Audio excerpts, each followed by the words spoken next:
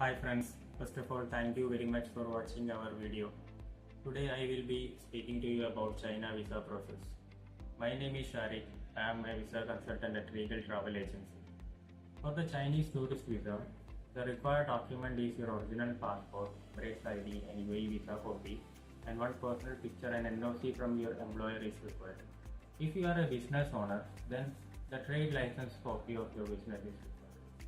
And if you are planning to travel for a business purpose, then an invitation from a Chinese company, the inviter's passport copy is required.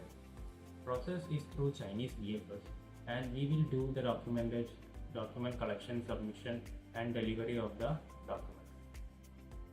We can process the visa for all nationalities as well.